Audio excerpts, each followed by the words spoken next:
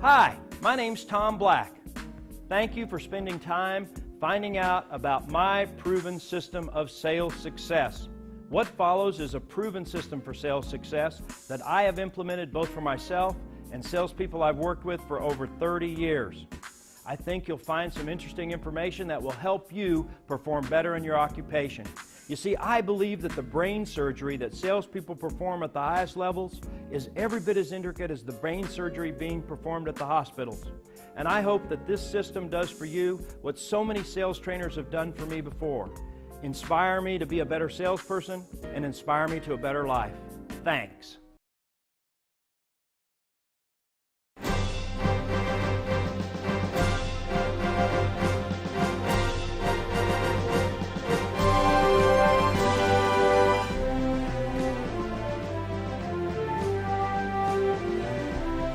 In the first section, Tom begins with a discussion of the relationship between sales and success through some fundamental definitions of both. Then, Tom introduces the 3 determinants of sales success.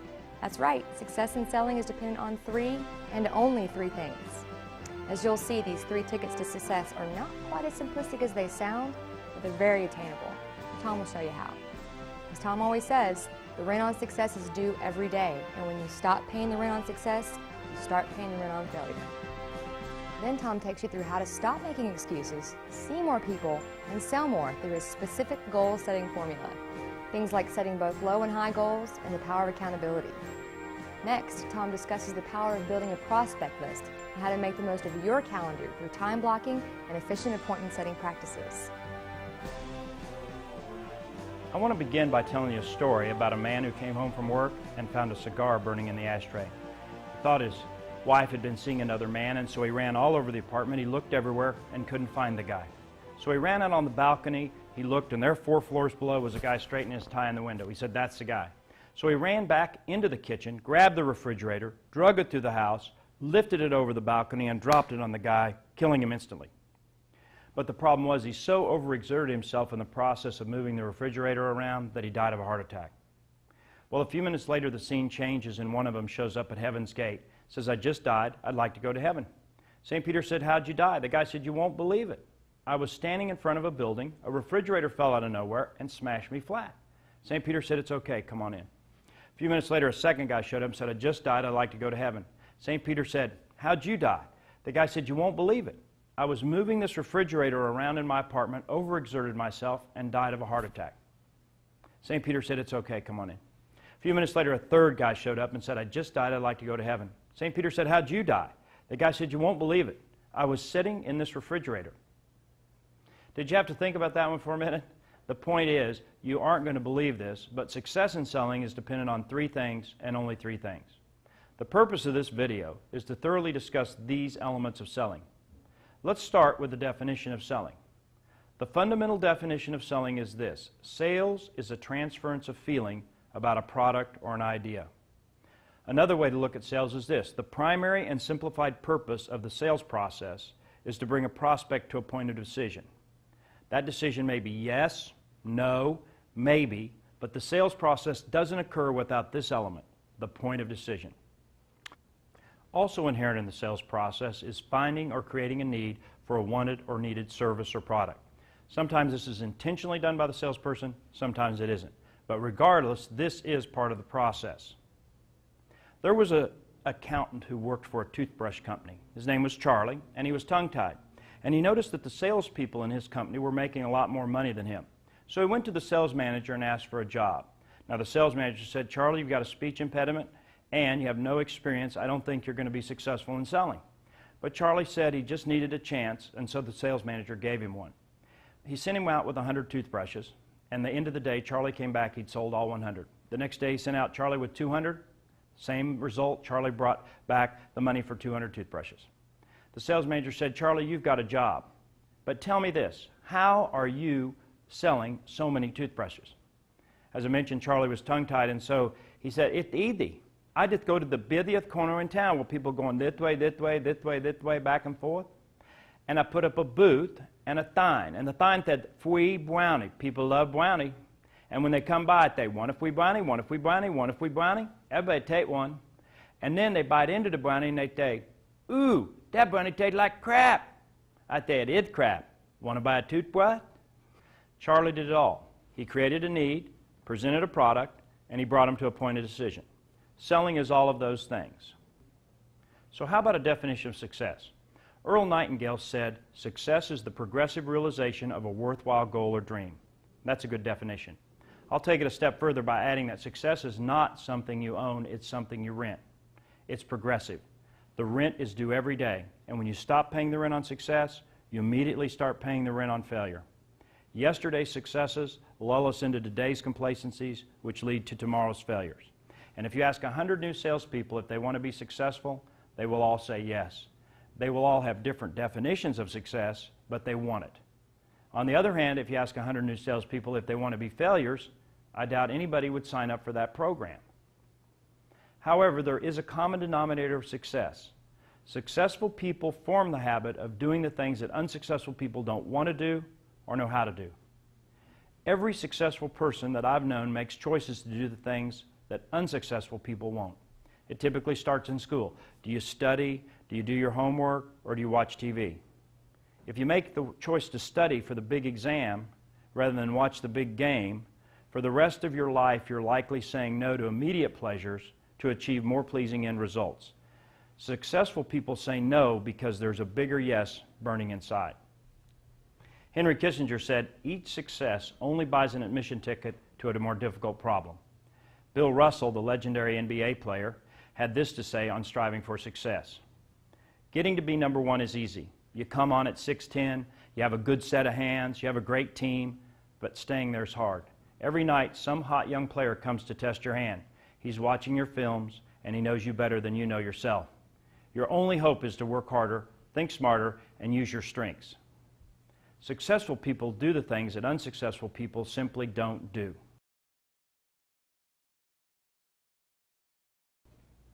I'm going to make a few assumptions here.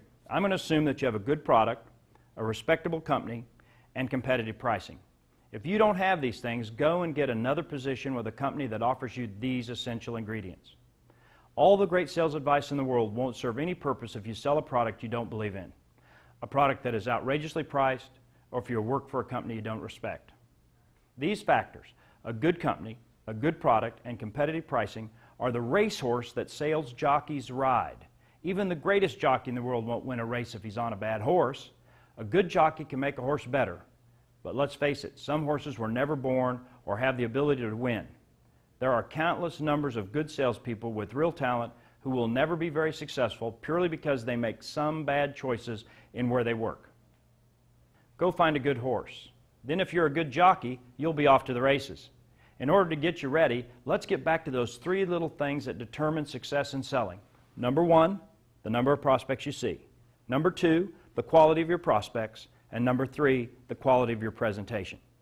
Isn't that simple? Now I'm going to spend the next few segments explaining how these three tickets to sales success are not quite as simplistic as they sound, but they are very attainable, and I'll show you how.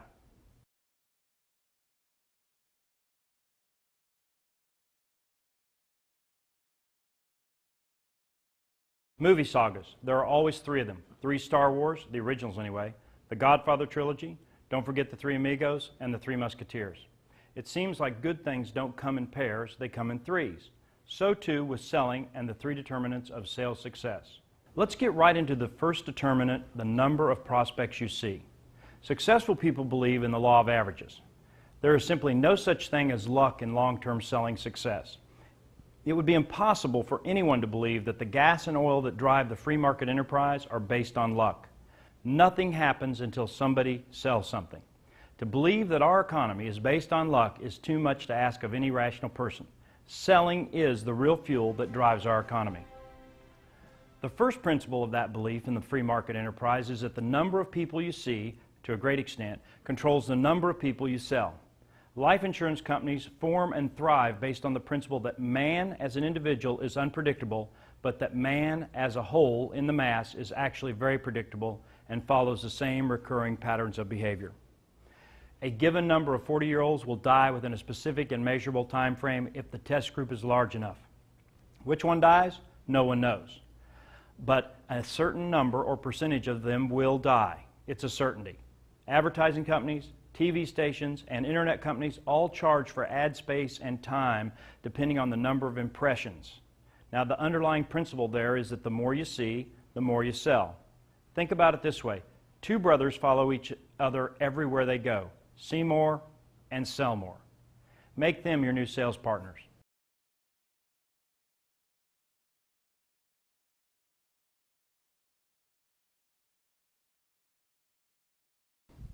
Over the years as a sales manager, I have asked countless salespeople to change one little thing: see more people.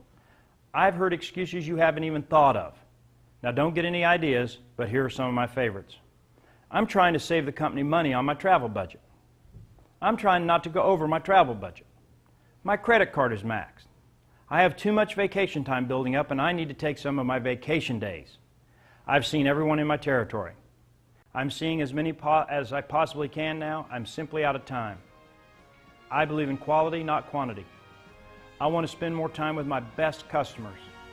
I only want to see the right people. My approach doesn't work. Everyone in my territory is bought. Blah, blah, blah. There are two kinds of salespeople: those who look for a way and those who look for an excuse. Successful salespeople go over, under, around, and through any obstacle to get the job done. If this standard's too hard for you, your calling may not be in the sales profession, and you might want to consider a career change. If this mindset is not to your liking, but if you're already in sales and you want a raise, just look in the mirror and give yourself one by committing to see more people. What did I tell those salespeople who gave me those excuses? First of all, I assured them that there are no excuses. Then I told them, despite your objections, you can see more people. I then showed them how to construct a plan of action that made further excuse-making impossible. Excuses can't compete with cold, hard numbers and an action plan. Here's a simple exercise I've taught over the years. Take the top 2 salespeople in your organization in the number of presentations per week or month. Assuming you're not one of those 2 top performers, compare those numbers to what you're doing. For example, Joe sees 10 prospects per week, Jennifer sees 9 per week, and you see 8. By comparing yourself to the top performers in the company, this tells you what is possible in terms of your own activity. Don't worry about the results of these 2 top performers in regard to sales. The focus in this exercise is on activity. More activity at your current performance level will naturally lead to more sales. Think about it this way. Every time a 300 hitter in baseball has 10 at-bats, he gets 3 hits. If you increase his number of at-bats, he will still only get 3 hits every 10 times he bats. So then, though his average number of hits won't change, he'll still be a 300 hitter. His number of hits will improve simply by increasing his number of at-bats. Do people focus on his strikeouts when they mention the Babe? After all, the great Babe Ruth held the record for strikeouts and home runs simultaneously.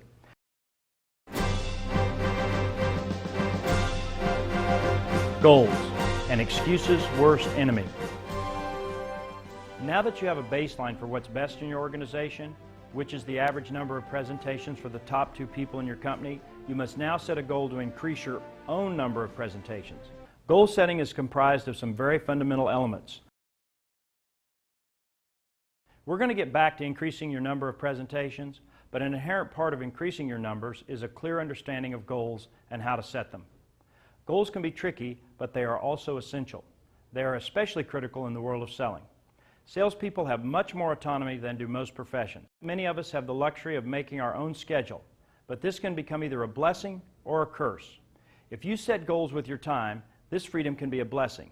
But without goals, you may end up like my first sales manager at the Southwestern Company used to say, a salesperson without a goal is like a ship without a rudder. You don't want to spend your entire career staying off course. I've never seen a successful company that didn't have an annual budget. That's a goal. While it's true that 10 different people may give you 10 different versions of what good goal setting is comprised of, what's fundamentally important is that you do set them. As Yogi Berra said, you got to have a goal or you might end up somewhere else. If you don't write it down, then it isn't a goal. It's a dream, a wish, a hope, but it's not a goal. Take out a piece of paper and write down the number of new presentations you want to make each week. Second, set a time frame. The second element to good goal setting is to set a time frame. Say to yourself, I will average 9 presentations per week over the next 3 months or quarter. A time frame allows you to succeed or to fail. Without a time frame, there's no success or failure. There's only constant reaching. 3, tell someone. The third element to good goal setting is to tell someone important to you about your goal. It could be your boss, your spouse, your parents, a peer, a friend. The point is to put yourself on the line with someone who's important to you and who you respect. Dizzy Dean was an amazing baseball pitcher in the 40s. He and his brother Paul were pitching for the St. Louis Cardinals. And Dizzy said that the next season he and his brother Paul would win 40 games. It had never been done before. He went all over St. Louis telling people that they were going to win 40 games. At the end of the season, they'd won 44. They did what no two brothers had ever done before in Major League Baseball. One day after that season, Dizzy was on the bus and a lady said, "Mr. Dean, you are a boaster and a braggart." Dizzy said, "Lady, it ain't bragging if you done it." Remember Dizzy's words, it ain't bragging if you done it. Joe Namath promised a victory for the Jets before the Super Bowl. Why? The thought of failure to reach his stated goal was completely mortifying, so he knew it would push him to greater heights and a greater performance. If you're afraid to publicly or privately communicate your goals to someone else, then it's not a goal. It's that simple. Kevin Young went from just another medal contender, he wasn't even the favorite or the fastest, to the world record holder, and he used this systematic goal-setting method. 4, set high and low goals. Another element of good goal setting is to have both high and low goals. Poet Robert Browning explained high goals perfectly. A man's reach should exceed his grasp, or what's a heaven for? And a low goal should be like Disraeli, the British statesman and prime minister, said, a goal once set, then death or victory. Now you have a goal for the number of presentations you'll make per week. It's written down. It has a time frame. The smaller the time frame, the better. And you've told someone important about your goal. You also have a high goal written down of 10 presentations per week and a low goal written down of 9 presentations per week. In most type of sales, there are 2 kinds of presentations: first-time presentations and follow-up presentations. With that in mind, you must continually feed your pipeline with new customers. Every company has attrition, and all industry sectors have consolidations and bankruptcies. It's critical to try to increase your number of first-time presentations without sacrificing follow-up visits. If you successfully increase your first-time visits per week, then your follow-up visits will naturally increase.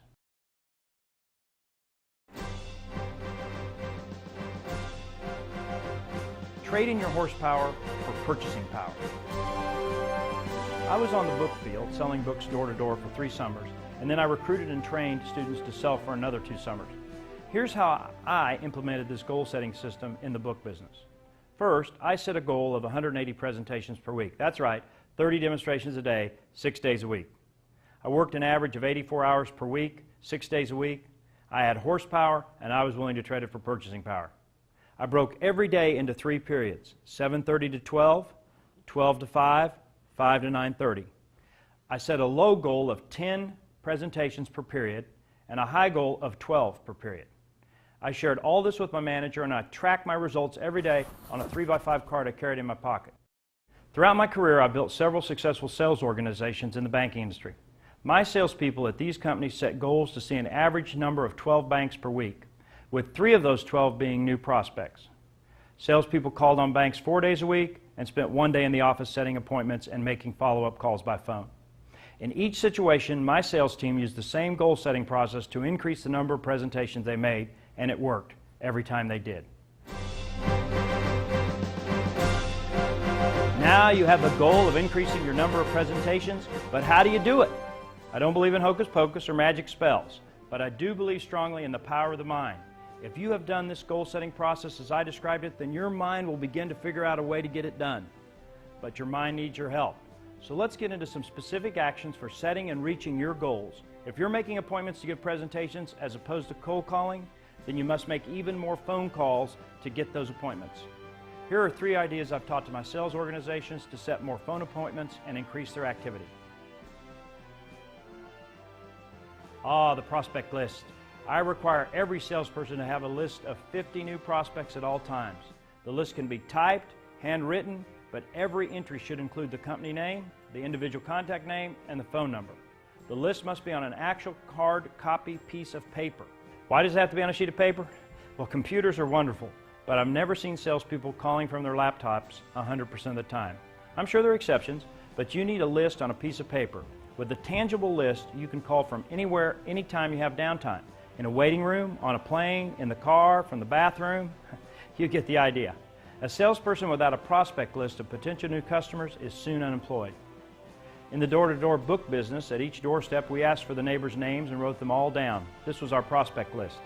In the banking services business, salespeople generally had 200 community banks to call on annually, and 50 of those remained on a call list at all times. Here are a couple of other examples of prospect lists. New agents for Northwestern Mutual are required to have 25 new leads a week to feed into their pipeline. They're required to ask for referrals during the week while giving presentations. And each morning they're expected to call on these referrals for 2 to 3 hour blocks of time. At one regional bank, they use a software program that generates no less than 10 new leads a day for each bank officer based on the day's transactions. This ensures that their prospect lists never dry up. Patty, an Irish-American friend of mine, was coming out of his parish church and he saw his friend Mike. Mike asked Patty, "How did it go?" Patty said, "I got excommunicated for 6 months." Mike replied, "That's terrible. What happened?" Patty said, "It's not that bad. I told the priest I'd committed adultery, and the priest asked me who it was. I said, I can't tell you that. The priest asked, was it Mrs. O'Reilly? Then I told him no. He said, was it Mrs. O'Connor? I said, no. He said, if I didn't tell him, he was going to kick me out. I pleaded, Father, I can't. He said, was it Mrs. O'Shaughnessy? I said, no. Then he said, well, all right, you're excommunicated for 6 months. Again, Mike said, that's terrible, to which Patty replied, it's not that bad. The way I see it, I got 6 months vacation and 3 good leads.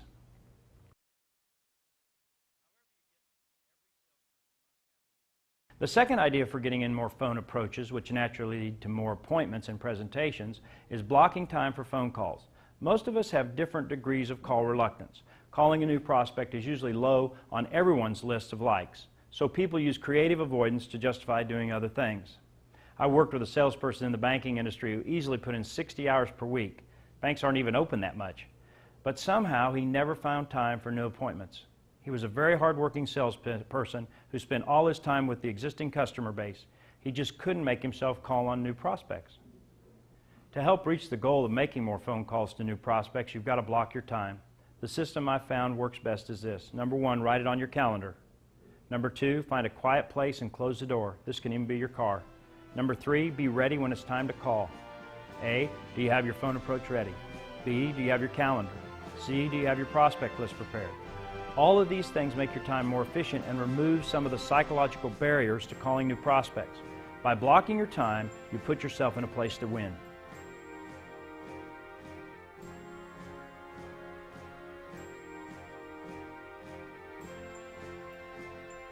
The third idea for getting in more presentations is to schedule appointments at the best time for you and your calendar. For example, if your schedule allows you to see 2 prospects in the morning at 9 and 11, then don't accept an appointment for 10 a.m.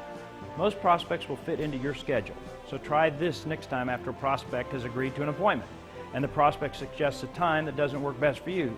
Say something like this, would 9 a.m. or 11 a.m. be just as good for you as 10? They'll agree almost every time, but by controlling the times you set the appointments, you can see more people. One of my salespeople came up with these reasons why she didn't have more new appointments set each week. Number 1, had lunch with friends. What I heard was she thought 12 to 1 was a bad time to make calls. 2, she went to the grocery store during the date. Translation, I have to eat and the store is much less crowded during working hours. Number 3, played golf on Friday afternoon. Translation, no one else works on Friday afternoons. Number 4, I left my prospect list at home. What I heard was the dog ate it. Number 5, had to get my proposals done.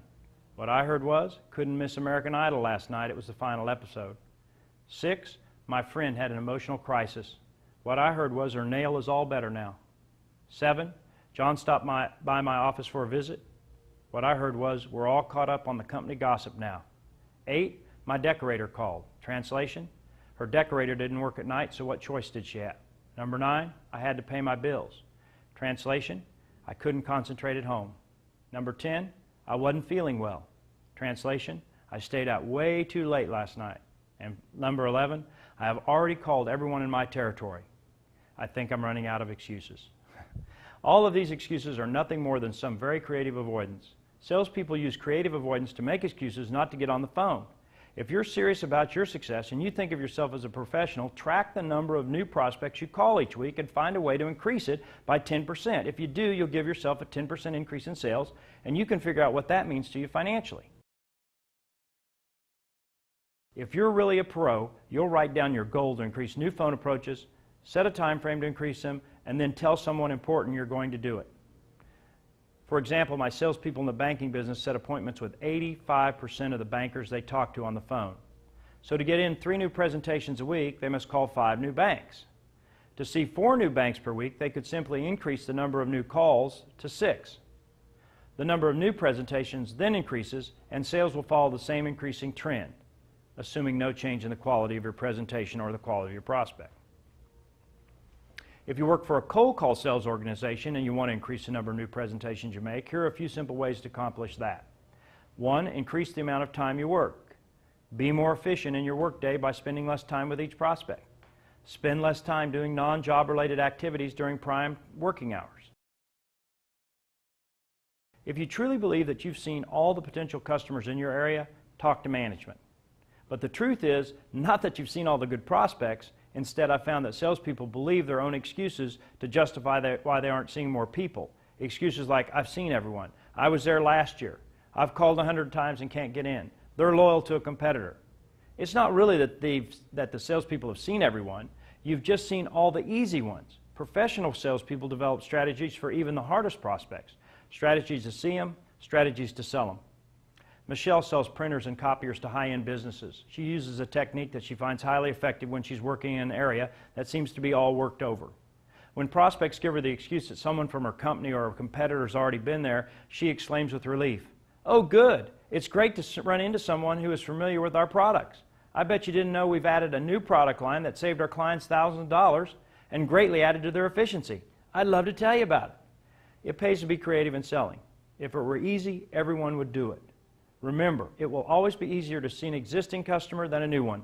It will always be harder to overcome call reluctance than to visit an old friend.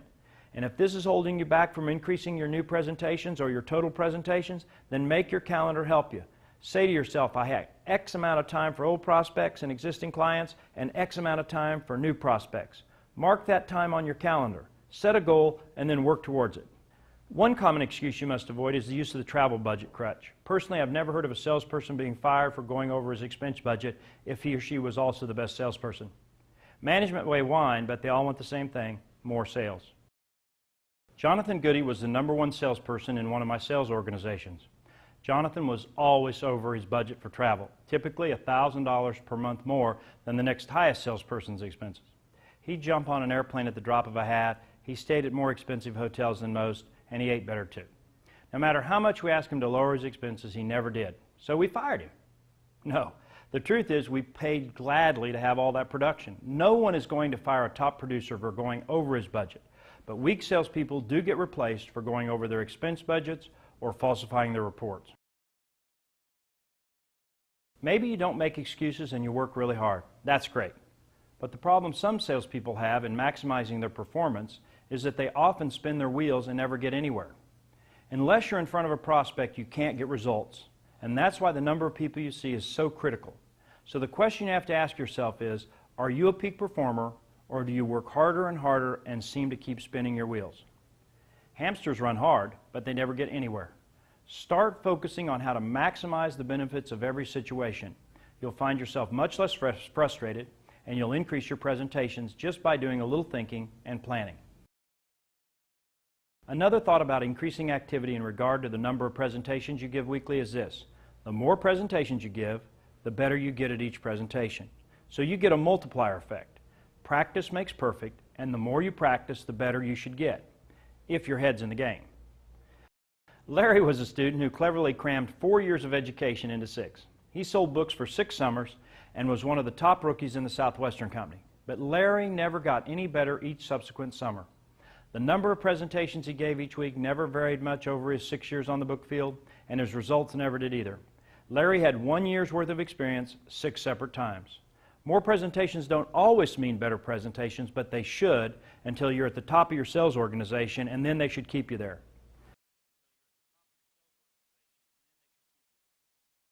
There are a lot of things to do to get out of a sales slump. One great way is to bust through a slump by increasing your activity. It's a simple way to fix a big problem. Just focus on increasing the number of new presentations you give until you get to buyers again. As you work to increase your presentations, you'll find that not only will you beat the slumps, but you'll get through them faster. Maybe you're one of those salespeople who believes in quality, not quantity. You may be of the mindset that 3 great presentations and 3 great prospects are better than 9 bad presentations and 9 bad prospects. Well, that's right, I agree with that. But won't you agree with me that 9 great presentations to 9 great prospects would be the best of both worlds? That's what you should be striving for, and that's what great salespeople do day in and day out. James gave more presentations than anyone in the organization, but Rita outsold him because she sold half of the people she saw. However, it took several years until she began to realize that she needed to increase her activity with new prospects. What did it? 2 new salespeople outperformed her in activity and results. The competition finally got her. You may have had a higher closing percentage, but eventually someone's going to outwork you, and the sales profession favors the salesperson who believes in the law of averages. This year, if you're number 1 in sales but not number 1 in activity, someone's going to claim your title sooner or later. It's quite simple, really. The law of averages is just that. It's a law, and ultimately you can't break it. Every no is part of a yes. In fact, learn to love the no's, because more activity equals more no's. You know, as I left a house in the door-to-door book business, I'd always say, thank you for that no. Every no is part of a yes, and I have to get a certain number of no's to get a yes. In one particular house, I went on to say, that's the nicest no I've had all day. You're my 3rd no in a row, so a yes is right around the corner. And as I turned to leave, the woman at the house said, come back. I don't want to be a no. Nothing is sweeter to a salesperson than hearing yes. But in professional selling, our job is to get no's too.